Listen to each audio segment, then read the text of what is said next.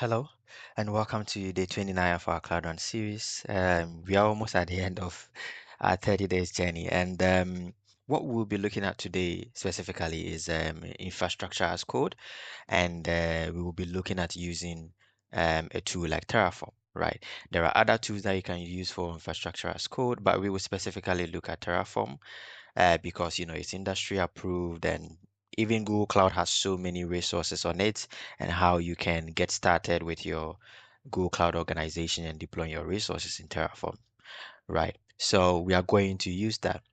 Now, the idea with infrastructure as code is that you don't want to manually have to click around because one of the issues you can have with that is if you forget to document some action that you did.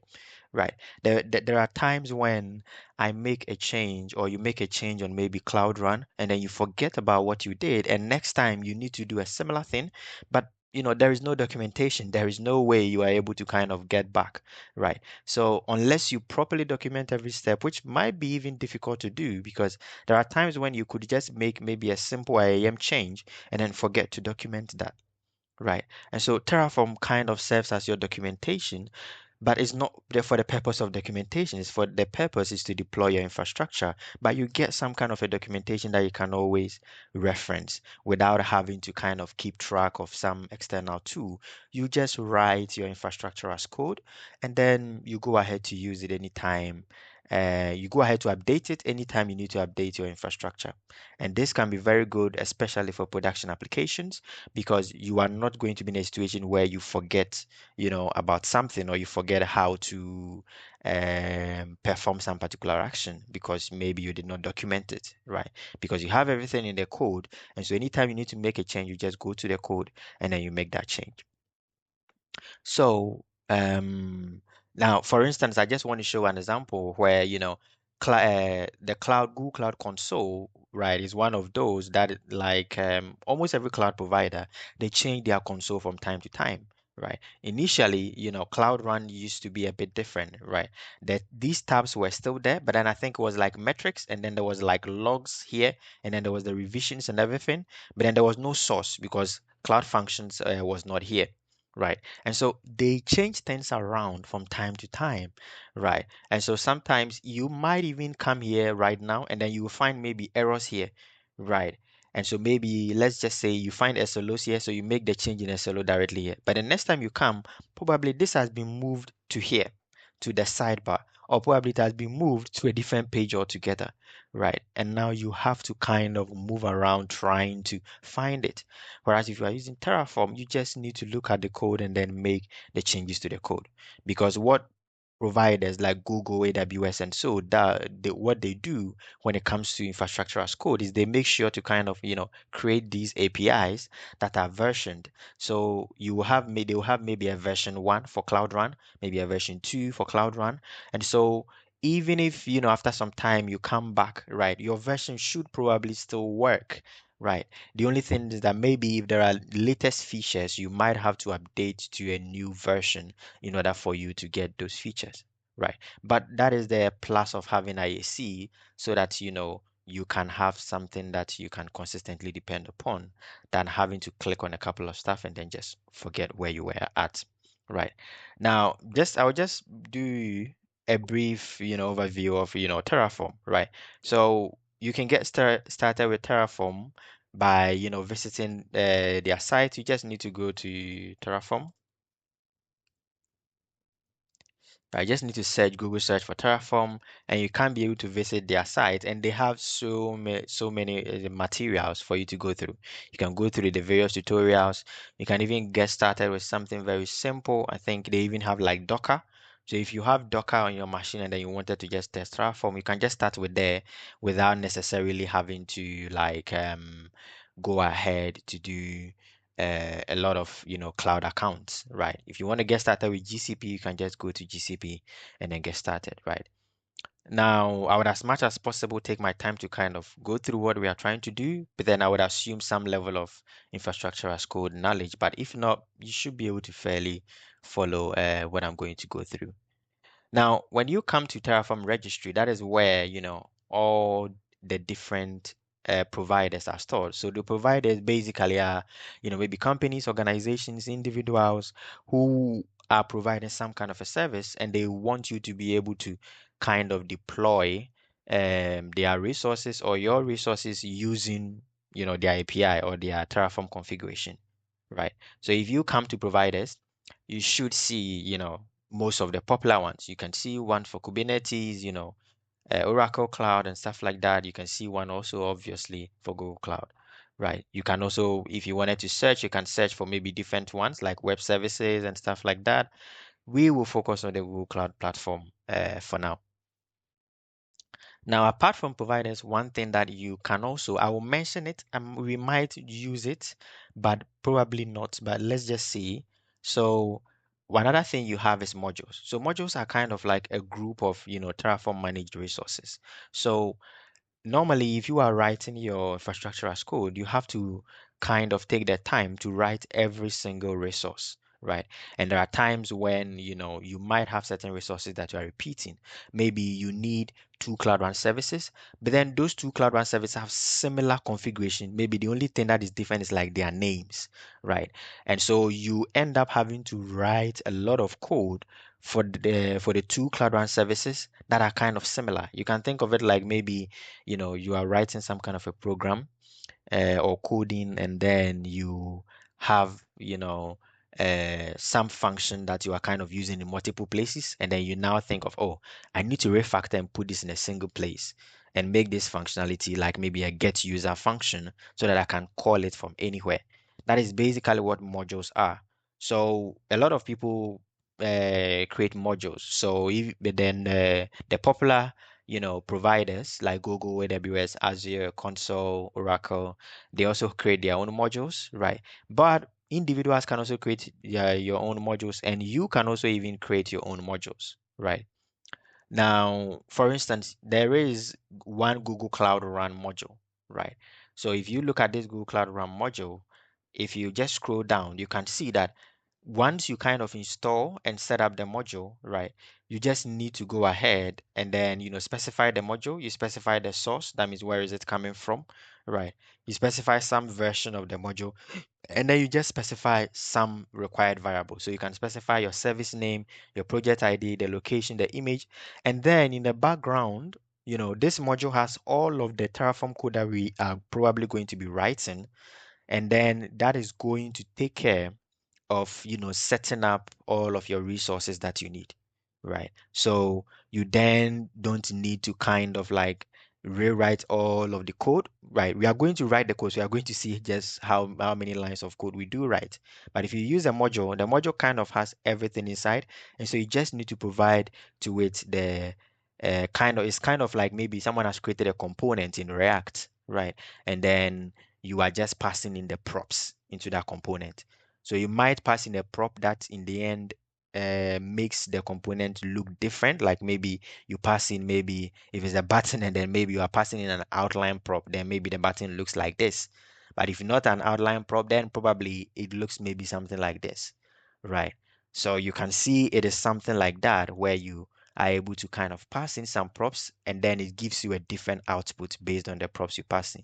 Instead of you having to like write all of the code, you instead use, some kind of a structure that has everything put together.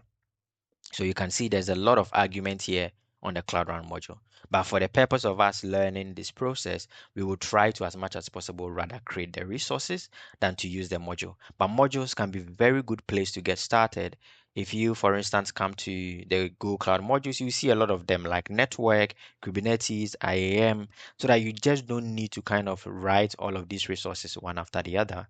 But then you can just use the modules and then just specify only what you need, and you get your resource without having to write the code one after the other for each thing that you need, right?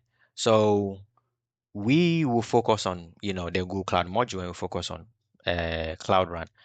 Now, once you kind of, if you want to get, once you are ready to kind of get started, so here I have in my code base, I have a simple, this is how I like to structure my code base, right? So I have a main.tf, I have a versions.tf, and I have a backend.tf. So my main.tf is where I will write all of my resources, right? Of course, I also forgot I need a variables.tf. Right. So my main.tf is where I write all of my resources, right? So, and then the variables is, basically variables that I have. So variables can be maybe your project ID, right? You can provide them as variables. The location of the cloud and service, you can provide it as variable, right? And then the image. So in your CI/CD, or even whilst you are running their commands, at any point in time when you are running the command to deploy your Terraform resources, you can go ahead to specify that particular variable, right? There are times too that you can specify default values for those variables. So we will go ahead to try to use the Google provider, right? Now, when you come to the registry and then you go to the Google provider, you should see this place, which shows you how to use the provider, right? So you come here and then you just copy this block, right? We just copy this block and then we will come to backend.tf and then I'll just paste that here. Right. So I'll just paste that here. So this is basically going to allow Terraform we are telling Terraform that, okay, we want to use the Google provider and we want to use this version because Google keeps on updating it, right, with changes. But sometimes you want your version to be stable. So if there is any new change that maybe might introduce some changes in your environment, then maybe you might not want that. So it's sometimes good to kind of use a specific version. Now, once I have brought this in, what I can run inside my code base is I can run Terraform init, right? So what this will do is it will look at my current code base. Of course, you have to install the Terraform CLI, right? I forgot about that, but you kind of come to Terraform, you go to install, and then you would have to, of course, install the Terraform provider based on your environment, right? So I have already installed it, so that is why I'm using it. I think probably I don't have the latest version. I will check later on to see. But I think what is the command? It should be Terraform. Is it version? Yeah, I have 1.14.3. Okay, that is the latest. Yeah, then I have the latest. Okay, yeah. Yeah. Okay, I'm out of date. Okay. No, I don't have one. Okay, I have 1.13. Yeah, yeah, yeah. Okay, okay. But that is fine. Yeah. So I have set up the provider, right? So what this will do, let me just do this. I need a git ignore, else I need a git ignore. Let me see something. Terraform git ignore. I think there is a GitHub repository that has a lot of these git ignores. So I'll just copy this. So it's just to make sure that I, don't commit some Terraform. Yeah, because this, for instance, should not be going into because anytime I share this code with someone, they just need to run Terraform in it, and then it will go ahead to kind of install the version. And just like maybe you have your package.json or something like that, and then you have your .log file. There's a similar log file which you should commit to your Git repository, and that would help make the installation process much more smoother for anyone who kind of uses the same code base. So by running Terraform init, we have basically installed any providers that we put here. So you can put more providers if maybe you have, let's say, Azure, you are deploying Azure resources also. You can also add an Azure provider right here. So it can be Azure, and then there can be the Azure configuration there. At the moment, we are not doing anything Azure, but then you can add multiple providers. So once I'm done with that provider block,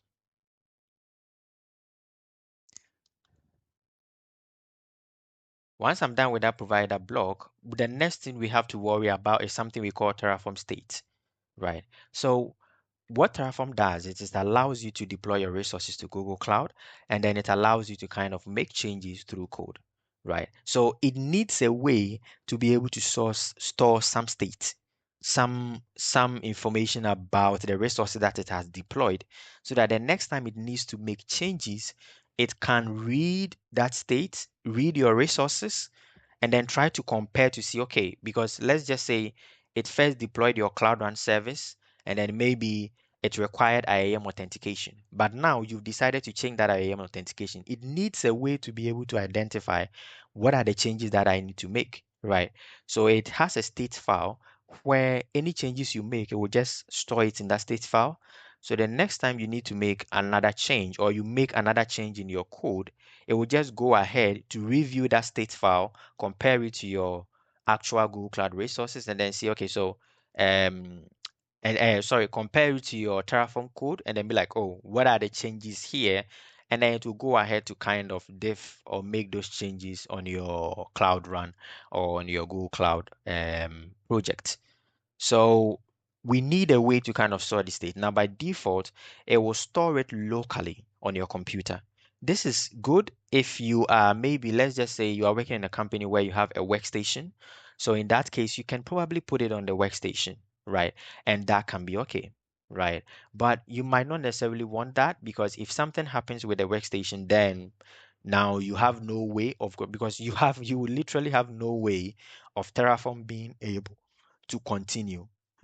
Right. So what will happen is that if that state file is gone and then you try to run the Terraform apply command again to make any new changes, then you will end up having to kind of like deploy new resources, or Terraform will just complain that some of the resources are already existing with the same name or something like that because its state is gone.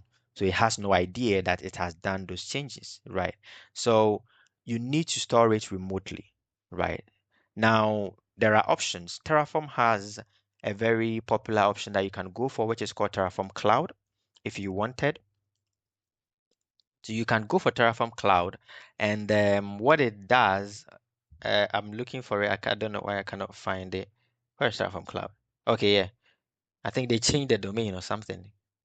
Yeah. So what Terraform Cloud does is it will give you an environment that you can even connect to your Git account, right? It will give you an environment that you can sign up for free, right? You have like a certain, free allocation that you can use, right? And then it will give you an environment where you can even connect to your GitHub or your Git repository, and then it will basically store the state over there. So it will store the state on Terraform's infrastructure. And so anytime you make any new changes, even if it is connected to your Git, or even if you're making it locally, the state will be stored on this Terraform cloud platform. So you then don't need to worry about, maybe let's just say you have an issue with your laptop or something like that, or the files are deleted or something like that. Your state is there. So far as you can kind of get the code, you have access to your code, your state is always around. So you have Terraform Cloud as one of your options. The other option is the various cloud platforms support allowing you to be able to save the state in their various object storages. Mostly it's object storage. And on AWS like this, you can try DynamoDB and S3. And then on Google Cloud, you can do it on Cloud Storage Buckets. So what we are going to do is we are going to configure a backend to basically say, hey, Google, store our anything relating to our Terraform provider or our Terraform configuration, store it inside a bucket. So maybe this is a bit of, something that you have to do first, but you have to create the bucket beforehand because Terraform cannot like create that bucket and then use that bucket to store state. You probably could do it in some weird way like that, but that is not best. You need to first create your bucket, and then after that, you go ahead to connect that bucket to your Terraform for the state. So I will just look for backend, Terraform, Google backend. I'm not sure how. Let me just search. Let's just search. So let's just search something like Terraform Google backend. Yeah. So backend type being GCS. Let's see. Right. So we would then configure our Terraform to use the backend of GCS. So we are telling it, oh, store the state inside some GCS backend. So this is the required providers, and then we go ahead to say this. Yeah. Okay. Excuse me, just a second. Let me check on this. Um, let's see.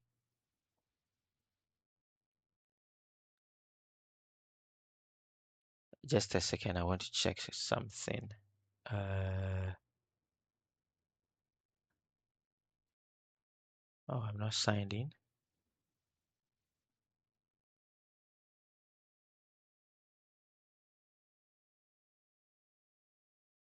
So let me see. I just want to check something quickly. Um, let's see.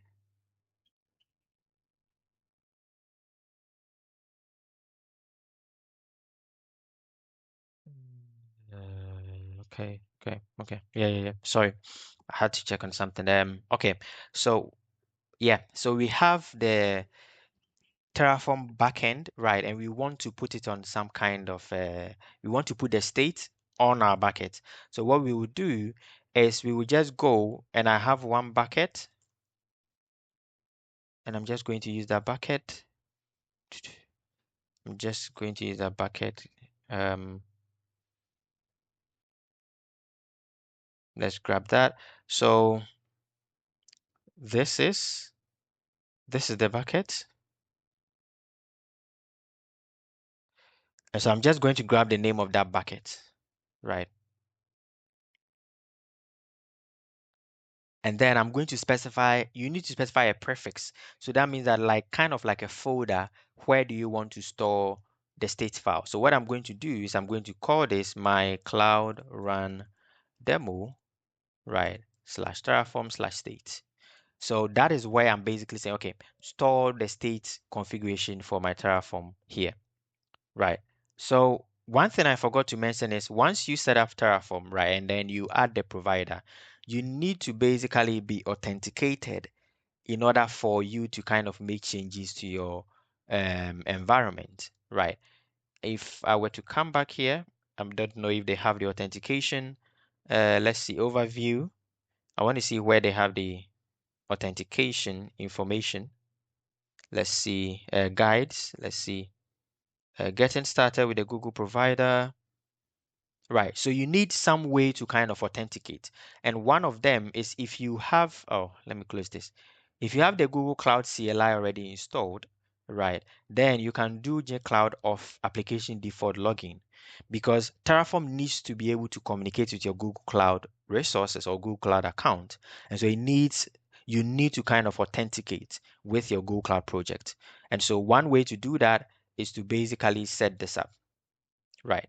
So you set up you have the JCloud CLI already installed, and then you go ahead to run application default JCloud off application default login. So this will set up the application default credentials, which will then allow you to kind of make changes to your Google Cloud environment, right? And then you can provision your resources. So we have added the buckets. Now we need to specify a provider. I think for now I will probably ignore my versions.tf. It's doing a similar thing to the backend. Well, what is going on? Okay, it's doing a similar thing to the backend.tf. So I will just use this for now.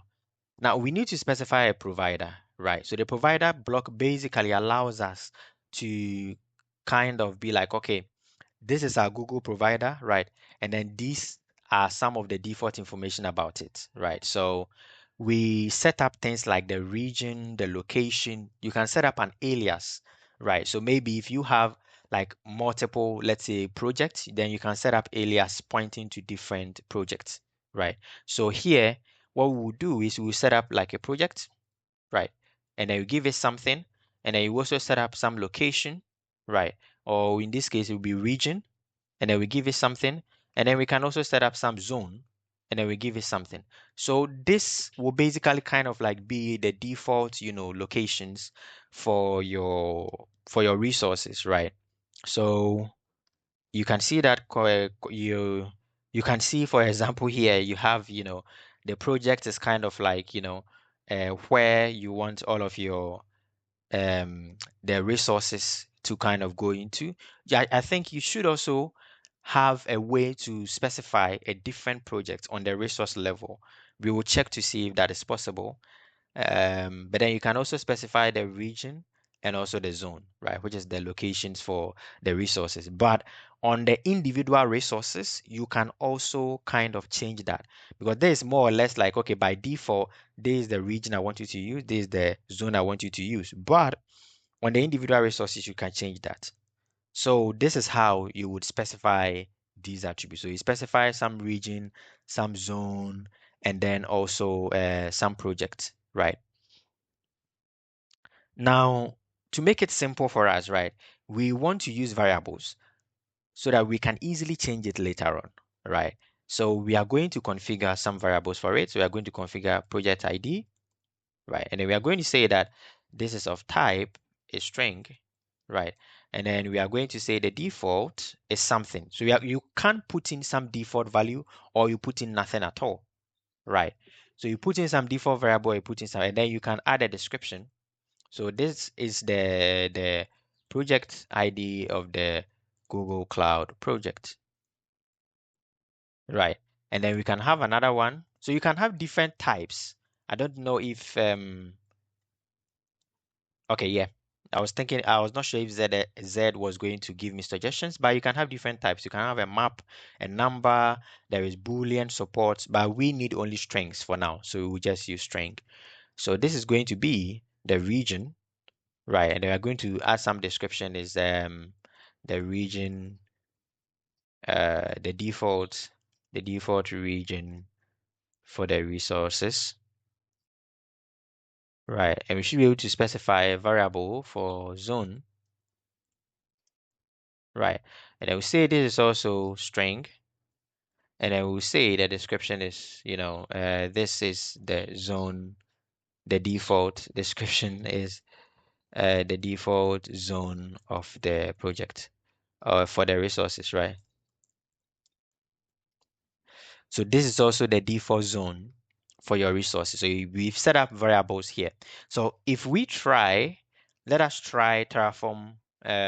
So no, let us point to those variables, right? So if you want to point to any variable at all, then you can do var dots and then the variable will kind of auto-populate, especially if you are using an IDE. But if not, then you can go ahead to type the actual name of the variable that you gave. So the name is what you have here, right? So what you basically put here is your variable name. So you will say project ID, and then here we say var.region, and then we will also say var.zone. So we've set up this, and then we've also set up our backend. But now we also need to tell Terraform that, hey, we've set up our backend, so please use it, right? So we are going to once more run Terraform in it. So this is then going to set up your backend. Right. So it's going to initialize that backend so that any state changes will now go into the backend. I'm not sure if when it does the initialization, it goes ahead to create the prefix. Okay, it does. So you can see that the prefix has been created. So my cloud run demo, inside it there is Terraform, inside it there is state folder, and then inside it you now see default.tf state. So there is the actual state, right, file, which Terraform is going to be updating. So anytime you are making changes, it is going to be updating this file. Right. Now we have the Terraform state set up, we have the main configurations done. So what I will do is let's just commit this set up Google provider with I think with backend, right? The only thing probably is if you are doing this, then you need to make sure that like the bucket, you of course replace it with your own buckets, right? If you are kind of like using this as an example, you replace this with your own bucket. If not, and you want to test locally and then store the state locally, then you just need to delete the backend. That's all, right? So we have our variables in place, we have our backend in place. Now, what about the values for our variables? Let us try to just a simple thing. I want to try something. I want to try, let's see, I want to try something here. So let's see the provider. I want to browse some HashiCorp providers. I want to browse some, let's say, let me just look for it. Right, HashiCorp time. So this just allows you to just sleep, right? That is one of the uses of it because you might be in some situations where you might want to sleep so that some resource will be created, because maybe some resource takes like 2 minutes to be created. So you might want to sleep for those 2 minutes. So tell Terraform that, hey, don't do nothing. After doing this particular resource, don't do nothing for 2 minutes. And then after that, go and do this, right? So you might be able to do that with something like the sleep resource. I'm trying to, let's see. I want to just, let's see something. I just want something very simple. I just wanted a very simple resource, right? So we are going to try this, right? We are just going to try something very simple like this. So here we have a null resource, which is basically nothing, right? Um, and then we say that we have another resource that is waiting for 30 seconds, and then this is the time for it.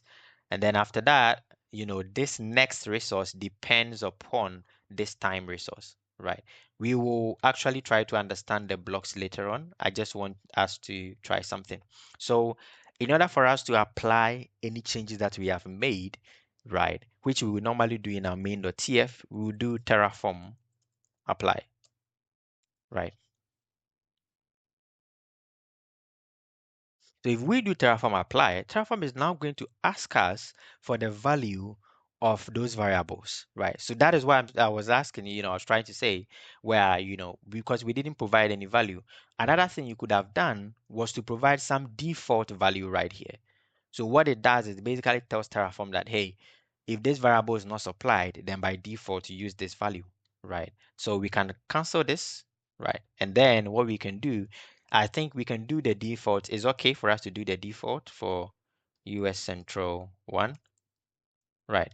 And then we can also do the default for the zone to be, although we will not use the zone because Cloud Run, we will not be using the zone, right? We'll just be using the region, but it's okay to have it just in case. So we will go ahead to apply again, right? And it will still ask us for the project ID because we never provided one. We never provided a default value for the project ID. But you can see that is why the description is useful, because once you enter the command, the description will be displayed for that particular variable to make you understand what that variable is about. So you can enter something, right? Just something rough. Right. Okay. Yeah. This will not work here. This will not work because if you want to use the time provider, then you also need to add that provider inside your required providers. So you need to come here and then add that inside your required providers. But I never really wanted us to do that. It was just for us to see um, something about the variable. So it's fine. Let us not add the time provider just because. So we will remove that.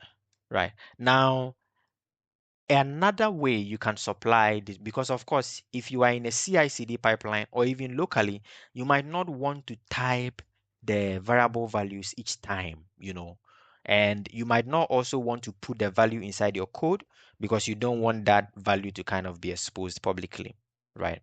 So one of the things you can do is you can go ahead to create a new file and then you can name it something.auto.tfvars. So let's call it terraform.auto.tfvars. Right. So now this is basically a file that Terraform kind of it's more like if you were coding, you call it maybe your .env file. Right. So anything that ends with .auto.tfvars, you should git ignore it, right? You shouldn't commit it to your code because that is where you can add your variable values. So it can be maybe sensitive secret values, so you don't want to commit it to code. Right. So here you can see that it is showing, you know, all of the variables that I can add, right? The IDE is supporting me with that. So the region and zone are indicated as optional because they have a default variable. They have a default value, right? But the project is indicating as required because there is no default value. So what I'm going to do is I'm going to set my project ID right here. So this is my Google Cloud Project ID. So I'll just set up tab right here. So we are done with that setup. Now we are done with most of our configuration. So the next step is to go ahead and then set up our Cloud Run, right? So if you want to, start building your Cloud Run resources, you just go to the provider. You just go to Terraform registry, you look for you look for the providers, you look for Google, and then you go to the documentation. Now, once you come to the documentation, you see a lot of resources, right? There are so many resources, right? Most Google Cloud resources are here. But what we are looking for is Cloud Run. So you can just come to the filter here and then just filter for Cloud Run, right? You might still see a lot more of resources, but you can scroll through much more easier to find what you are looking for, right? So you can see here there is Cloud Run and then there's Cloud Run V2, right? Now, the Cloud Run V1 still works and it's you can still use it, but it's best for you to migrate to V2 because some of the API changes are different. As I said earlier on, when you use something like Terraform, you use the Google Cloud APIs. What they do is they version it. So they'll have a version 1, they'll have a version 2, and so the version 2 might have different changes or even much more better improvements upon the API compared to the version 1, which applies in this case too. So you can see there's a warning recommending you to use version 2. So as much as possible, even if you're following some tutorial online or something like that and it is old, they might be using this version 1. So make sure that you are using the version 2. So you can see it here. There is Cloud Run, that is the version 1, and then there is the version 2 API. So make sure you are using the version 2 API or you migrate to the version 2 because they might make more changes, right? And new changes will be supported mostly in version 2 than in version 1, right? So you should look to migrate or use version 2 as much as possible, right? Now, when you come to version 2, you can look here to see the resources that you can deploy, right? So you can deploy um, Cloud Run IAM, right? You can deploy as a worker pool. You can deploy a worker pool IAM. You can deploy a Cloud Run job. What we want is a Cloud Run service, just a simple Cloud Run service, right? So we will just look to copy the basic one. So we will just look at the most basic one here, and then we'll just copy that and we will try to understand, what we are trying to do here. So over here, what you have here, when you look at your Terraform block, right? So this is basically called a resource block, right? So it starts with resource, and then there is a type, and then there is some kind of identifier or name, right? So this name is basically how Terraform will kind of recognize or maybe store information about this particular resource, right? So in the Terraform state and stuff like that, it will use this information right here to kind of identify your resource. So it's more of an identifier or a reference for your resource. And then the resource information goes right here. So the first one is like the type, right? So the resource type here is, Cloud Run service, right? Cloud Run V2 service. And then you have some kind of an identifier for that. So maybe if this was my production web service, then I might call it prod web service. This is not the name that is going to be used by the application itself, but it's just a way for you to identify that particular resource, right? By just looking at them, be like, okay, this is the prod web service, and then you move on, right? And Terraform is also going to use this as a reference name for your resource, right? Now, you can then look at the various information that you can pass into the resource. As you see here, there are so many examples, right? There are so many. So the Terraform documentation can be very good to get started with because you will just see so many examples. There is a VPC access, direct VPC. If you want to use GPU, if you want to use secret, multiple containers, if you want to mount NFS, there's so many things. But if you wanted, you just need to go to the argument reference. I didn't want to click on the same page because I want us to be able to read what is up here, else it will just scroll down. So that's why I'm opening a new page. But when you come here, okay, and then let me just open it once more, argument reference, you see all of the arguments that you can provide. So you can provide a location, a description, some labels, some annotations, although you need to kind of read to understand a bit on annotations if you want to make changes there. The ingress, the binary authorization, scaling. There is just so many options that you can specify here, right? One of the things you can also specify is traffic, but I would argue that for traffic, it's best you kind of manage it through your maybe something like what's the name? Your cloud deploy. So if you're using cloud deploy, you can probably use cloud deploy to manage that traffic for your CI/CD, right? So you can use Terraform as a way to maybe get started, right? And then you can use your cloud deploy and other processes to kind of manage these things, right? But still, you can manage it from here. It's still perfectly possible. So it allows you to be able to specify how to distribute the traffic over a collection of revisions, right? So if the traffic is empty, then it is going to by default, anytime you deploy a new version or you make changes to your code, it is just going to by default, send 100% traffic to the latest version. But of course, yeah, you can just directly do it from here. So what we are going to do is, so here, as you can see, these, if I want to deploy a resource, these are some of the simple things. So I just need to give it a name. So I'll just say, hello, I just say my hello service, right? So this is going to be the name of the service, right? And then the location. Deletion protection kind of helps you in terms of Terraform, right? So let's just say there is some resource that is very critical and you don't want to mistakenly delete it. That is where you can use deletion protection. So what it would do is that basically once you set it to true, then the next time you run the command to destroy your Terraform resources, Terraform will basically complain that, oh, there is a delete protection on this particular service. And that gives you a moment to think about it, because in order for you to now destroy, you need to come back to that resource and then change the delete protection to false, then run your apply command again so that that delete protection will be applied before you can now destroy. So it more or less kind of like gives you a check to say, hey, are you sure you want to delete this resource? But in our case, we are fine deleting this resource because it is not critical or we don't need to really monitor it. So the ingress too, you can specify, can specify it as a traffic or internal only or internal load balancer, something like that. And the scaling, what is the maximum instance count? In our case, we just want 2. We just put it that, right? And you can also specify some minimum instance count, right?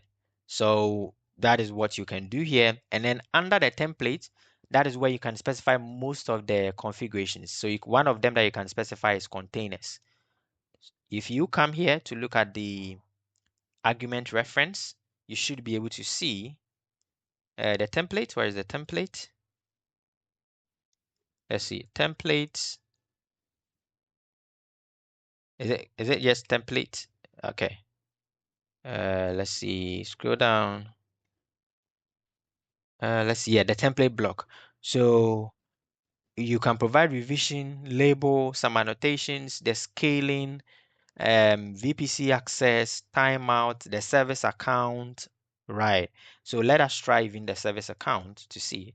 So maybe in our case, we need a service account. We want to provide our own service account. So you can provide the email of your service account. So in our case, I want to grab this service account. So security, is it here? Sometimes I find it difficult to see where the service. Let me come to the YAML. I'll be able to find it somewhere here. I'll be able to find it somewhere here. Yeah. So I'll be able to get that. Uh, okay. I'll just copy that. So what I'm going to do is I'm going to also make that a variable. So we are going to make a variable. We are going to say service account email, right? We are going to say the type is a string. Then we are going to say the description is the service account for the Cloud Run service, right? And then we are going to go into our TF file and then we are going to provide it here. So service account email is this value. So I think I need to delete whatever I copied was just too long and yeah, okay. So I now have these two service accounts and then I can come here and then provide so var dot service account email. Right. So sorry, I was saying these two variables, not service accounts. So I can then provide my service account email. So you can look at the various configurations, or you can think about what are the configurations you want to do in your service, and then just come to the attributes, find the corresponding, argument. Sorry, just come to the argument section, find that corresponding argument, and then provide it. So the container section like this allows you to provide, the container information. Some of them are like objects, and so that means that they have additional information that you can provide. So like the template like this is an object, the containers is an object. So in that case, you will normally see like say, the structure is documented below. So when you click on it, it will then send you down to that particular block and what are the supported arguments. So like the name, the image, is there any command, are there any arguments, environment variables, right? So you can also, if you want to, the environment variable is also an object. So if you want to try env, then you can go ahead. So here you can also go ahead to try env, right? Which is a block. I'm not sure. This is this how I specify the env block? Let's see. Name, yeah, okay. So name equal to, let's just say env, right? And then you can specify the value, right? And then the value equal to, let's just say testing. So this is an environment variable that I'm providing inside my container, right? And so you can begin to think of how instead of clicking on various buttons, you rather write all the changes that you want to make to your cloud and service as code, right? So you want to add environment variables. You can even do secrets. You can even see here that you can have a name and some optional value. So you provide no value, and then you can go ahead to do a value source, which can then point to some secret. Right. So you have all of these different ways of setting up your resources. And then the resources block, let's see. I think, is it under template? I don't think so. I don't think, is it directly here? No. Where is the resources block? Let's see. Let's see. Okay, so it's under containers. Okay, yeah. I wanted to specify that. So you can see here under containers, we can have a resources block. And that resources block is where you can put, some limits, right? So we also want to enable the CPU startup booster, right? CPU startup boost. Now, most of the arguments probably have some default values, right? So I'll just copy, I just want to copy this before I kind of go on. Um, we will come back to it. But most of these probably have some value. So if we look at the resources, let me see, limits, right? Right. So the resource limits now, you can see it here that this is how you can specify, right? So you can specify some of them. So you can specify one for the CPU, two, three, four, and then for the memory too, you can specify like 2 gig or something like that, right? I'm not sure what if the type more of the type information is right here. Let's see. Okay. I'm trying to see if there is maybe a list of it written, but it looks like more like most of the code is about like validating the value. Um, yeah, but this is how you can specify the value. So I assume here that this is uh 1024, which is like 1 gig, I guess. So I can make this maybe one, and then let me see if this will work. 512, right? Let's try that. So these are some of the values that you can, but most of these also have default values, right? Most of them have default values, so you probably don't need to provide all of them, right? Because most of them will have a default value that you can kind of use. I think one of them that I wanted to show, I'm trying to find it. Yeah, so you can see, for instance, the minimum instance count under scaling is defaults to 0. Right. So that's most of them had default values, and so some of the default values might be okay.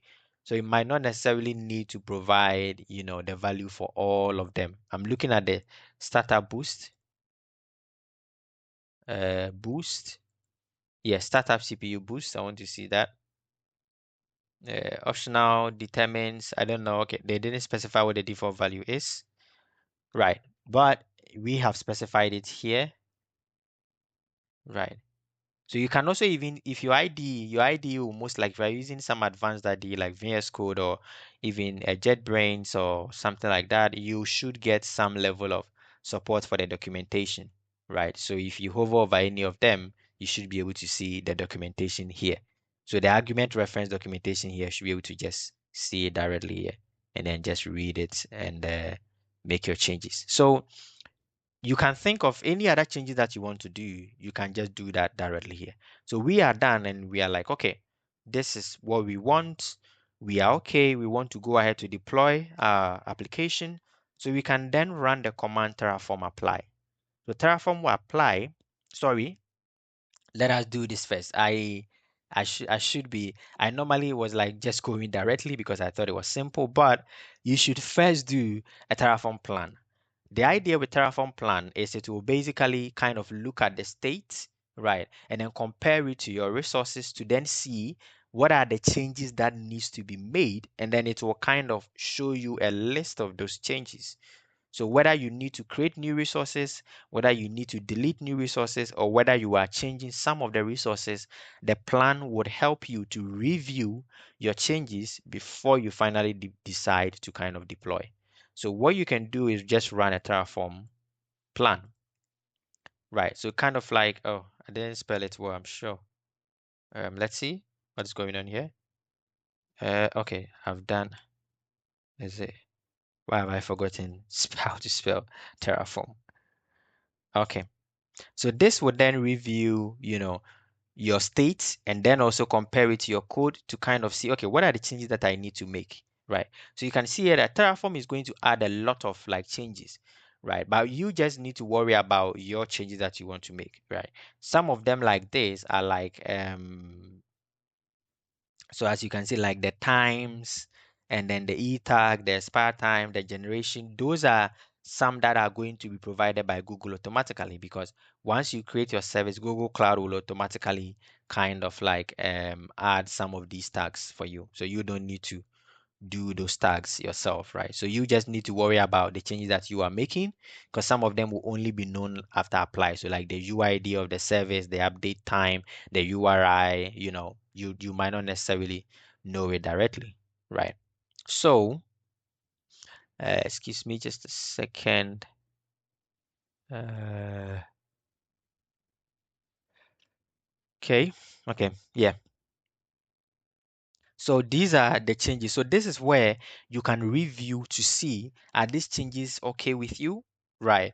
Before Terraform will finally deploy it, right? So this is where you have the plan, right? If you wanted, you can kind of, do an out for the plan, right? So that you kind of have that plan in some kind of a file because right now as it stands, if you do Terraform apply, then you are kind of not applying a certain plan, right? You are just Terraform is just going to create a new plan, which might be different from what you see here. If let's just say after you run this plan, you make some change and then you run Terraform apply, then the plan might be different from maybe what you are applying. So sometimes Terraform would advise you to also provide dash out. So you can normally save it as TF plan, right? Or you save it as out. You can save it as a out plan or something like that. Right. So you can then do, instead of doing just Terraform apply, which will then create a new plan, you can then do Terraform apply the TF plan. Right. So you now have a plan here. Right. And then you can then do Terraform apply that particular plan. It is some kind of a binary file, I think. So that's why the editor cannot open it. And then I can then do Terraform apply. If I do Terraform apply without a plan name, then it will just create a new plan. Right. So I can just do TF plan.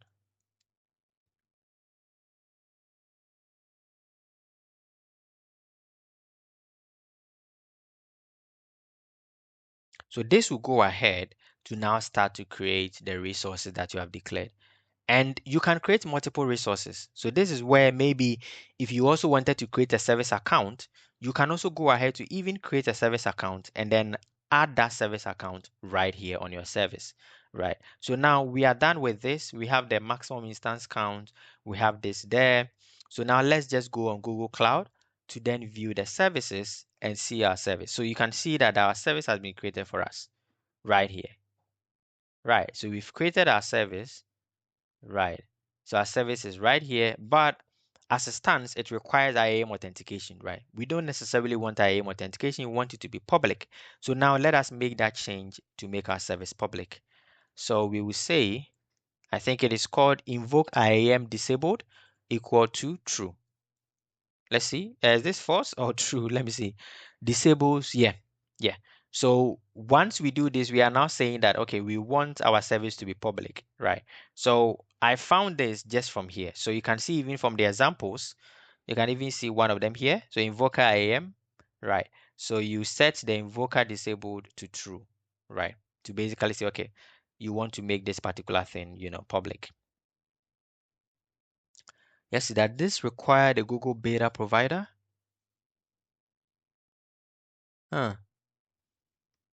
Let's see. Let me see something. Let me see the um because Google has some how do you call it? Some changes that if you need to make, you need to use a Google beta provider. So let's see something. Let's come to the very top. I'm not sure. Let's just try it. Let's try it and see something. If we will need to use the beta provider, then we will see. So let's just go another Terraform apply once more. So this is then going to, as I said, look at your state there, right? And then look at your configuration and be like, okay, what are the changes that I need to make? So it just says there is 0 to add, but then there is 1 to change, right? So you then look at it and then you see that IAM invoker enabled is now going to be set to true. So that is the change that you are making. So let us say, okay, yes, we approve this. I will just delete my plan. Sometimes you can make sure that your plan is inside your git ignore. I'll hardly use it, so I'll just delete it. Once you apply it, that plan is kind of like not what you are using. So we have applied that change. Now let's see. I don't know why they applied the Google beta provider because the change worked. So if there is no issue, then this should now be public, right? So I can now access it publicly, right? So this application is working, right? So I can now access the service publicly. Now, this is how you can easily get started, right? So if there are any configurations, then you can go ahead to just kind of like make those changes right here, right? Make those changes right here in your code and then run another apply once more, but you have to probably run a plan first, review it, you think, okay, this is all good, and then you just go ahead to make those changes. Now, I want us to make a change that maybe is not directly related to Cloud Run, but it is the same thing, which is I want us to create a service account and then add some permissions to it and then attach that service account to our Cloud Run service to go a bit more further, right? Instead of just creating the service. So what we would do here is let's look for service account, right? So we'll look for service account. So it will be IAM, I'm sure. Yeah, yeah. Where did I go to? Google service account. Google service account. Okay. And then let me see service account IAM. As an identity to configure the permissions, you then use the IAM, right? So let's see. Let's see. So let's create our service account first, right? So let us go ahead to create our service account. So come here and then we can put this at the top because we want to create a service account first, but you can also put it at the bottom. Uh, what Terraform does is, right, if let's just say, let's see something. So here I have some service account. So what is the ID? I'm going to say this is my hello web service SVC, right? So service account for hello web service, right? So I have the service account. Now I can provide the service account to this particular application. So where we specify the service account here, I can just go ahead and then change this. Now, in order to reference another resource, you have to first specify the resource type, and then you specify the identifier, the reference. So this is why the reference is also important because then if you want to kind of reference one resource in another resource to basically say, hey, you use this resource, then you will need that reference ID because you might have multiple services of the same type, right? You might have multiple resources of the same type. So the identifier helps you to specifically identify the resource of some kind of a type. So here we will say this is the web service account, right? So we just say the web service account. And then we'll come here and then we say, okay, look for the Google, Google, the web service account dot, and then you will now find that there are a lot of like information about it, right? So we here we'll just use the email. Now the information you see here, you see there is what we call attributes. Right.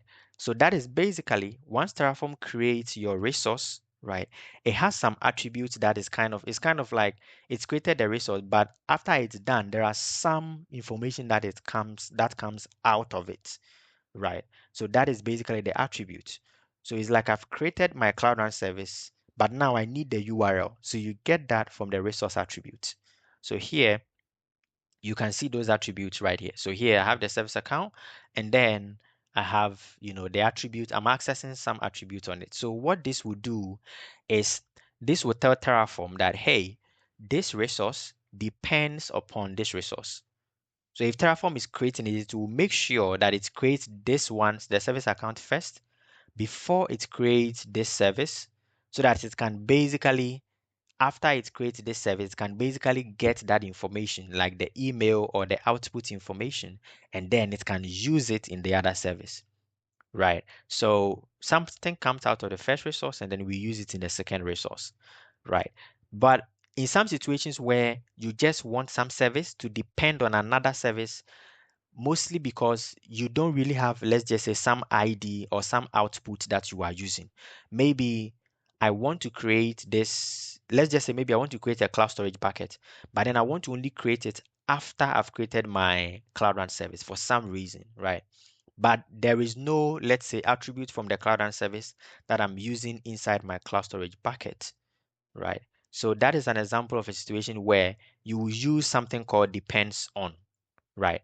And then you then specify that resource. So here I can say that this depends upon, I just need to specify the resource and not the attributes. So just the type and then the reference.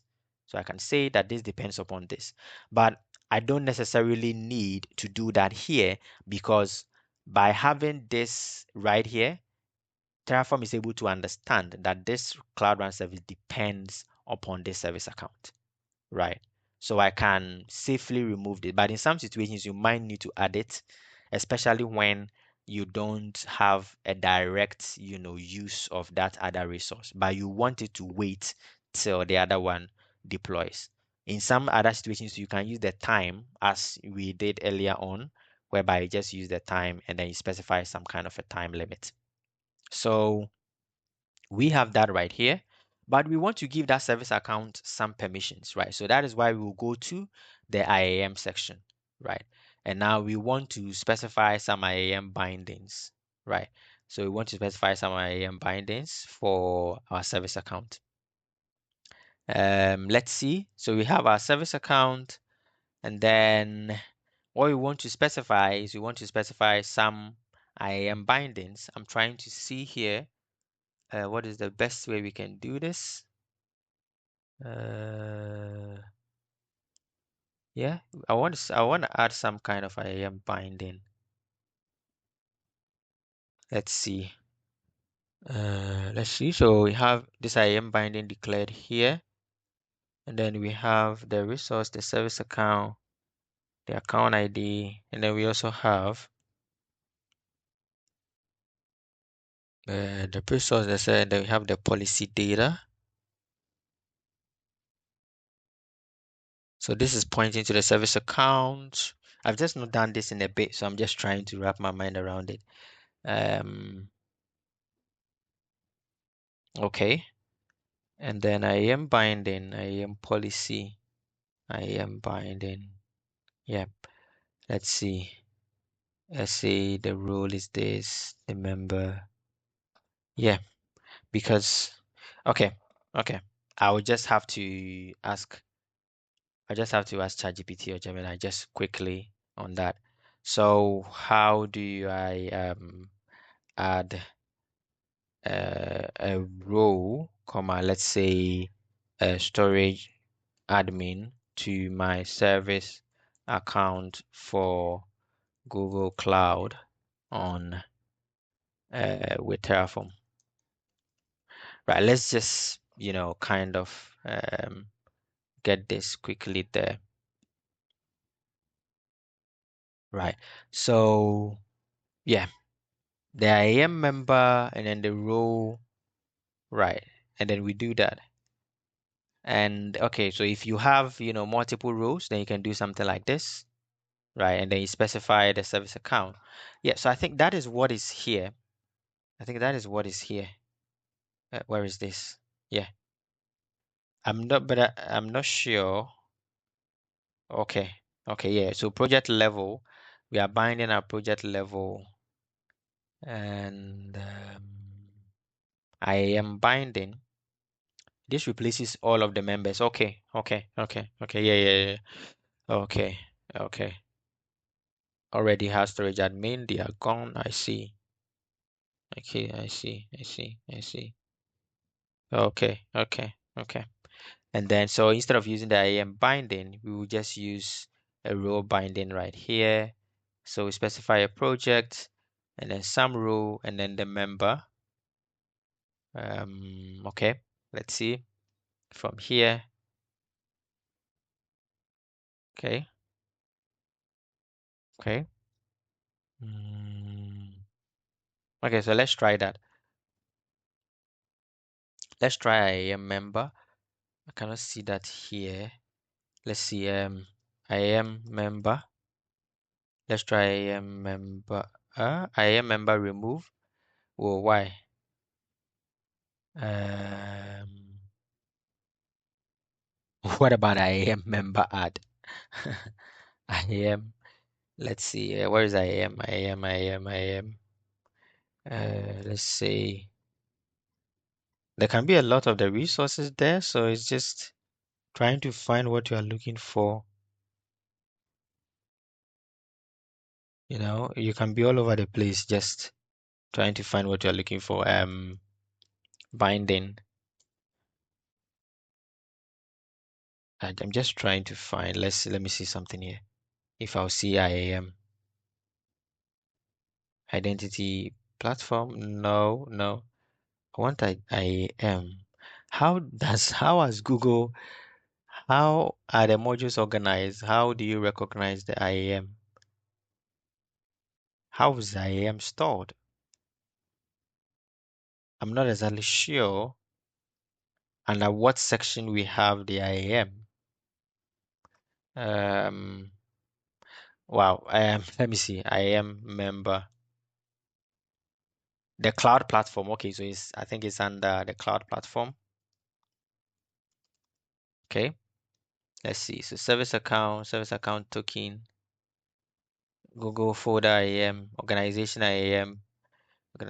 policy, Google project IAM. Let's see. IAM member, non-authoritative, update the IAM policy to grant a new role to a new member. Other members are preserved. Right. So this is where I think he was talking about. Update the IAM policy to grant a list of members. Other roles. Okay, so this one too is preserved. So which one is it deleted? Set the IAM policy. So this one IAM policy replaces. Right. So they will fight each other. So the IAM policy cannot be used in combination with but IAM binding can be used only if the results do not grant these privileges. Okay. Lock yourself out. So deleting IAM policy removes anyone without organizational level. Proceed with caution. It's not recommended to use IAM policy with your provider to avoid locking yourself out. Right. And it's generally only to be used with projects fully managed by Terraform. Okay. Okay. To import the policy before use. Right. So let us try IAM member. Right. Which seems like the least. Yeah. Let the the least one that is going to bite us. So let us go ahead. So I am member, and then we say we are going to call this. So let's just say we are just going to say our web service roles, right? Let's just say that. So we will leave the project. We will just try to use the default one. I think, okay, so it is required for us to add the project. Okay, okay.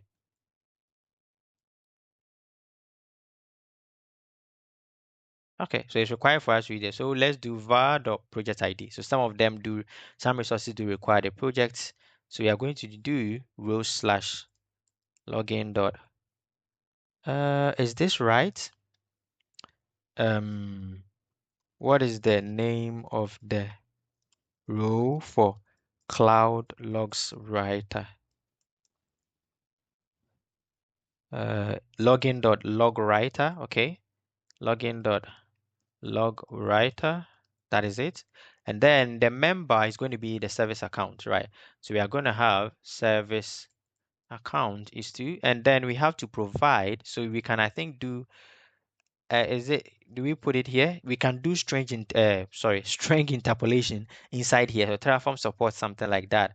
So what we can do is we can say, okay, our Google, the service account dot, should we be using the email? Let's see what yeah, so dot email. So we can use the email, right? And so if we have multiple, then we can use something like for each, which would then add like allow us to do like multiple rows. So we can do each dot key, which would then use each key. So it will kind of like create this, like create multiple rows, right? Create multiple IAM members. So we have this login dot log writer, and then we have the service account, right? And we point it to our email. So now let us try and see if we do face any errors. Now, there are some changes that you make to your Terraform resources that might require previous resources to be destroyed and then recreated, because there are some changes that Terraform cannot make through APIs, right? Because let's just say that resource does not support, being able to change that particular attribute. So you might need to destroy and recreate. So for instance, I think if you change the zone of your virtual machine, then the machine will be needed to be destroyed and recreated. Terraform will do that, but it will just show you here that one to destroy and then maybe one to add or something like that. So in that case, it will delete and recreate it. But with this one, it can easily just change the service account. Right, so it will go ahead to add the IAM binding. It will also go ahead to add the service account, right? So you can see the service account and then the IAM binding, right? And then it will go ahead to make one change, which is to the Cloud Run service, right? So you can see that it's going to make these changes. So let's just go ahead and say yes, proceed. So the service account is being created. Once that is done, the IAM binding should be added. And then finally, the IAM member should be added.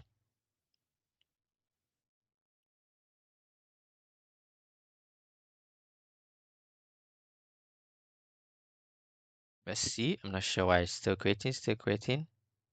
Yeah, it's taking a while, but that is fine. So 24 seconds is completed.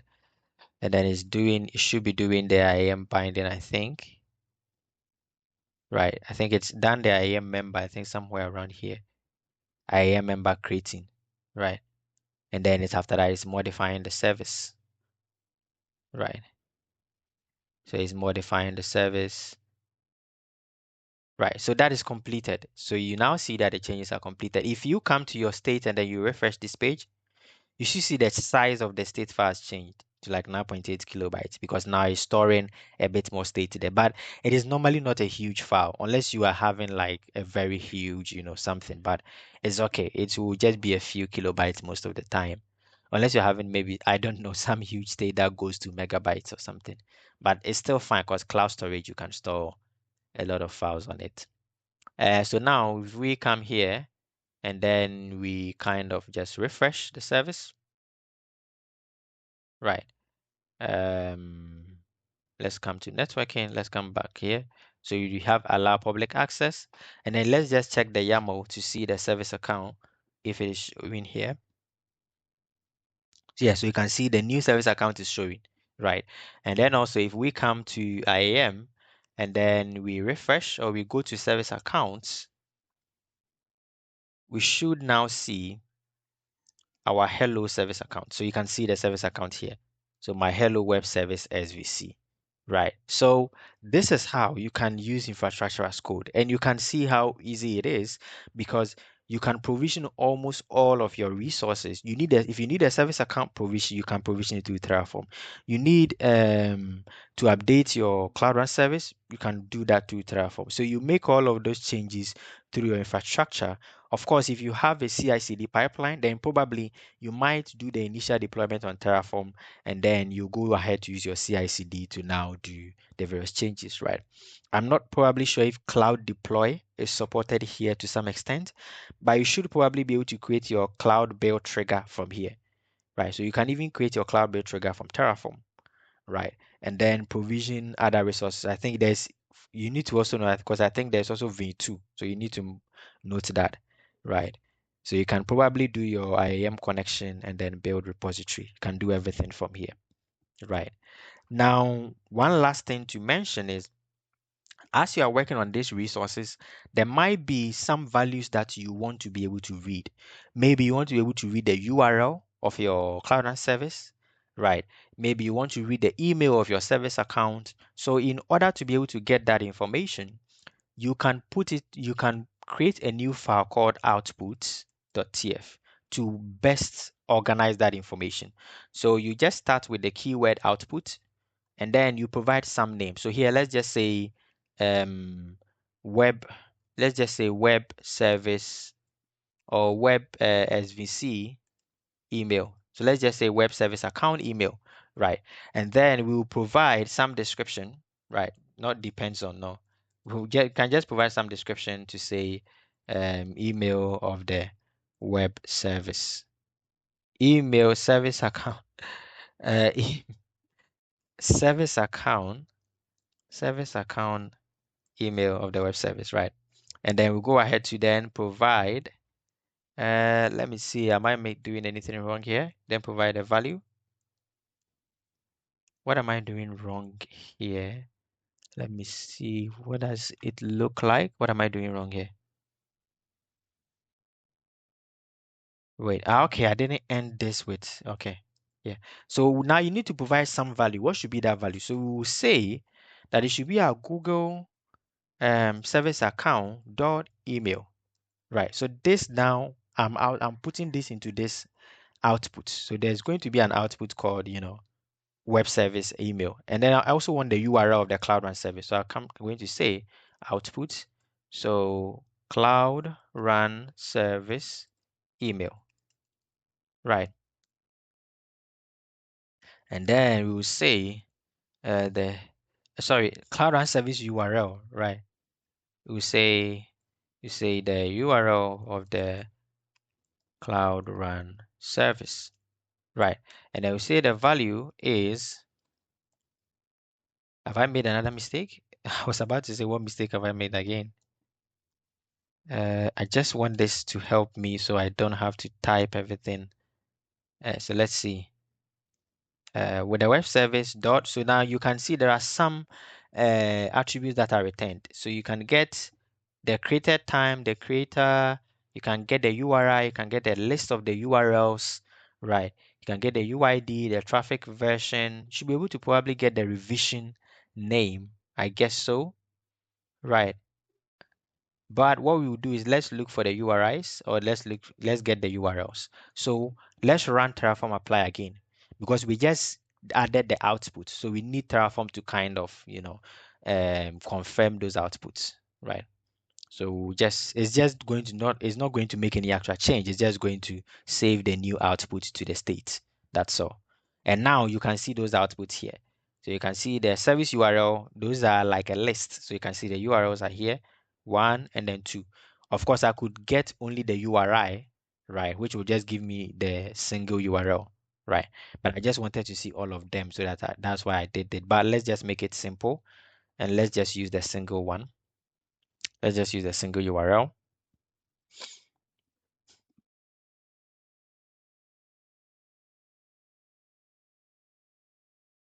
Yeah. So you can see that URL right here. So we have the service account URL, and then we also have the email, right? So those are the outputs. So the next time I want to just look at the output, I can just do Terraform output, right?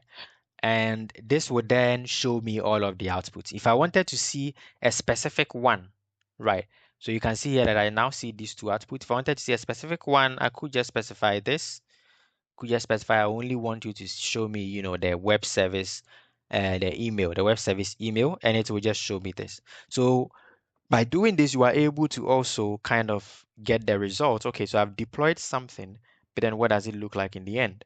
So you use this to then get that information about your service, right? So by doing this, you will be able to create, an application, create your cloud run service, because we've gone through a lot. We've created a cloud run service, we've created a service account, we've attached that service account, we've updated some properties of the service, like we've added environment variables. I'll probably check here to see whether the environment variable is, I think it should be showing. If you go to revisions and then you click to on the revision details, you should probably see the environment variable. So you can see it here, ENV testing, right? So you can even add almost everything you can think of when you are creating your cloud and service. You should be able to do it inside Terraform, right? Except if it's a new feature, then sometimes it might take a while for the new feature to kind of also show up inside your to also be provided by Terraform, right? From Google, of course, because this is a Google managed provider, right? There are some community managed ones, but this is a Google managed one. So there might be some updates, and then also there might be some, because Google Cloud sometimes introduce some new changes, but they are in beta. So in that case, you need to look for the beta provider, the Google beta provider, right? Because there are some changes that are on Google, but then they are beta. They are in the beta environment. So if you come to the documentation, you should be able to probably see some changes that probably are in the beta, right? So Google Beta kind of provides you with similar changes that you can do in the normal Google provider. But then if there is something that is only supported in Google Beta, all right, or Google Cloud on the beta channel, then you should be able to use that provider. So you can see here that there is a Google Beta provider that you can use, right? And then you should be able to set that up. Let me see something here. Just a second. Mm, Okay, yeah. Okay, so now once you are done, so now you've done the output, everything is all right, but now you are like, okay, I no longer need these resources, right? So let's just commit, I'll just commit this first. Feat is to set up cloud run with service account, right? So commit that. What is this? Okay, I've not pushed that. Yeah, I think so. Yeah. The only thing is that my bucket will just be there, but of course you will need to change that to your respective bucket because most of them we are just using environment variables, right? The service account name is something that you could probably also use an environment variable, and your service name you could probably also use an environment variable, right? So that you can easily just track it than having it. Let me just do that. Um, yeah, let me just do that. So service account ID, so variables, and then let's just say variable service account ID, and then let's just say type is string, and then default is this, right? And then we will just say the description is the ID for the service, the cloud run service account, right? And then we will also provide a variable, the cloud run service name, right? We say type is a string, and then we say default is we'll just bring in this, yeah, okay, And then we just say this, and then we'll just say the description is the name of the Cloud Run service. Right. So we come back here and then we say var dot Cloud Run service name, and then we say here to var dot service account ID. Right. And here too, we can also say just var dot project var dot the region. Right. Var dot region. We can also reference the region here if we wanted. Yeah, but now we've made all of these changes and we are satisfied with it. Let's just say we've deployed the application, but we are like, okay, we for some reason we now are like, okay, we don't want this application anymore. We want to delete it. How do we go about it, right? We don't need to now go to the Google Cloud Console and then delete those resources manually. We can also just come over here, and then what we do is we just run the command Terraform destroy. But before that, let's run and apply first because we made some changes with the variable. So let's just make sure that we didn't, make some kind of a change that requires the Terraform state to be updated. So it says, okay, no changes, so that is fine. Yeah. And then let's just try to now destroy, right? So we are now basically saying, okay, we are done with, whatever we have, but now we want to delete all of the resources. So we just run Terraform destroy. This way, in the same way, go ahead to give us information about what will happen. So you can see that it's now showing, instead of the pluses, it's now showing like minus to say that what is going to be destroyed. Right. So this is good. The service is going to be deleted. The service account is going to be deleted. And then the row binding for the IAM member or the IAM member is also going to be deleted. Right. So let us go ahead and then just say yes. So we are okay. We want to go ahead to delete the resources.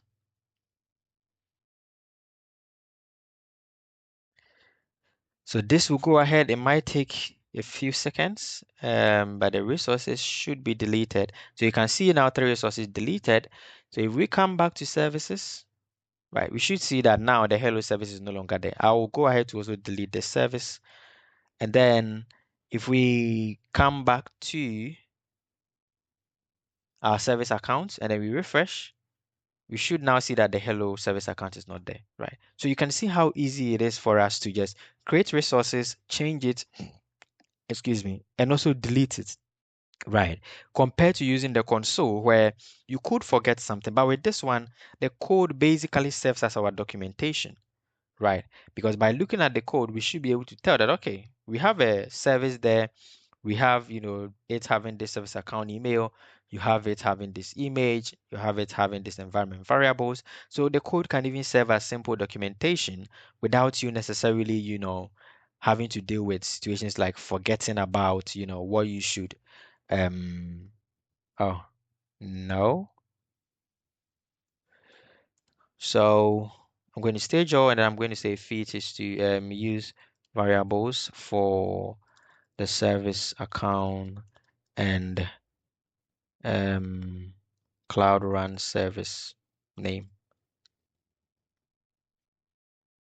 And then we are just going to push that change. Right.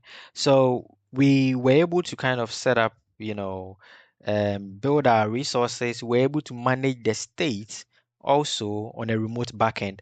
And what this has allows us to do is that I can now basically share the same code with another person who is in my organization, right? If we are more than one managing the infrastructure, we can share this code and we can be making changes to it. And the state is not stored locally on anyone's machine. So even if another person now takes this code and then provided they have access or the Google Cloud credentials to access this same project, right? Of course, the project ID, you need to provide it in your environment variables, right? But provided they have access to this and then they can provide, this project, right?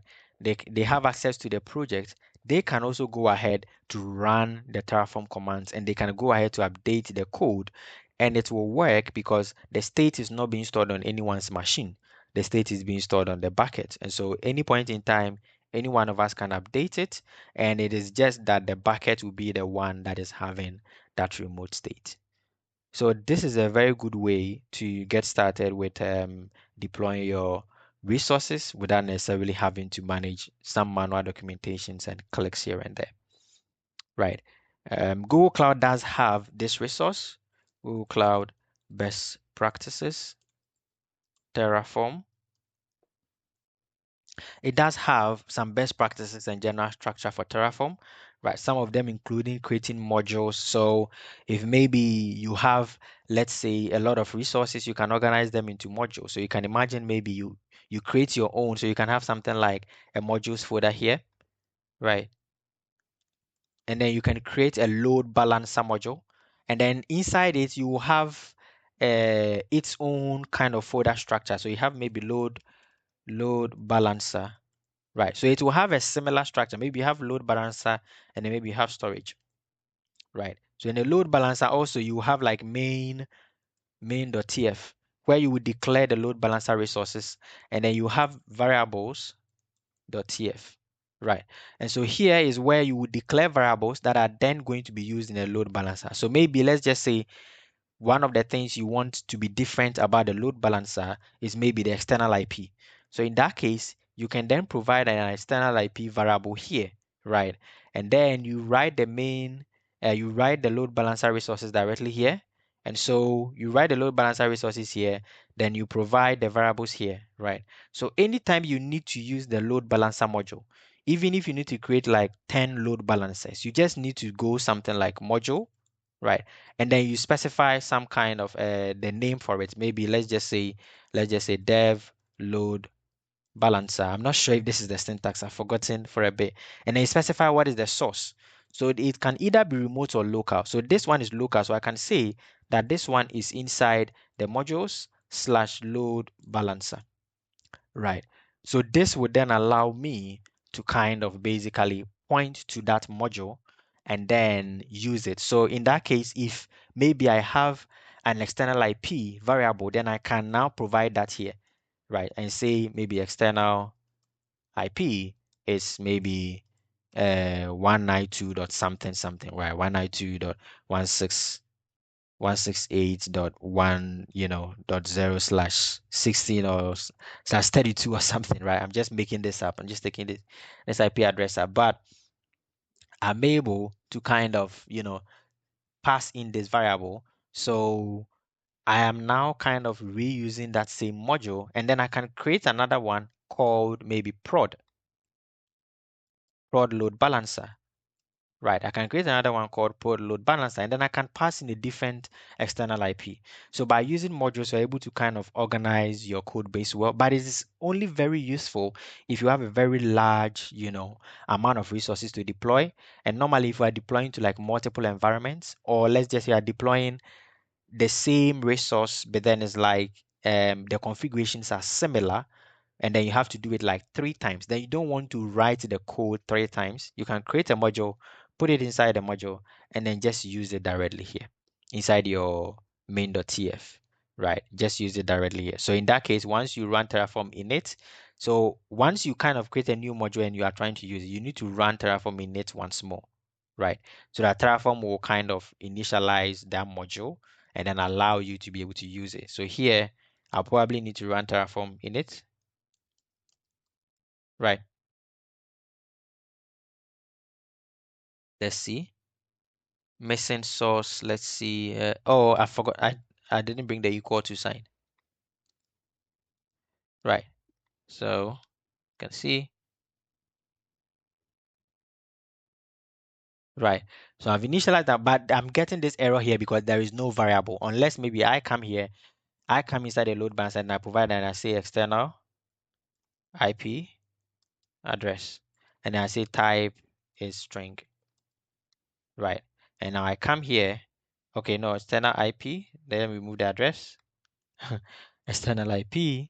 So this should now work. Let's see. Why am I still getting an error? Let me see. External IP for the variable, the module, external IP. Did I spell it differently? Yeah, okay, yeah. There should be no error now. Right. So I now have this external IP that I'm providing. So by using modules, I can kind of organize my projects in such a manner. Right. So there are some best practices that you see here, some about modules, some about the naming conventions that you should use. So this repository is a very good place to get started with Terraform on Google Cloud because it has so many things, how to set up some constraints and examples on deploying a basic, web server, security, operations, version control. There are just so many that you can consider here. So you can use this as a very good resource on Google Cloud to allow you to discover, what you can do about infrastructure as code on Google Cloud. And when you are even creating a new Google Cloud account or organization, or you are starting out afresh with Google Cloud, you can use Terraform to basically deploy everything from the ground up, including your organization policies. So normally when you create a fresh Google Cloud account, right, you would basically be given the option to do some kind of a setup with Terraform. And then Google Cloud will kind of give you some default Terraform code that you can get started with. So they will send you through some kind of a guide, and then through that guide, you come up with some steps that either you can perform manually or you can use Terraform, right? So they will then give you some Terraform code, which you can then update continuously. And then you can use that as the startup point for all of your, infrastructure as code, right? So it is a good way to get started. Um, yeah, I think that should be all. Thank you for joining, and I'll catch you next time.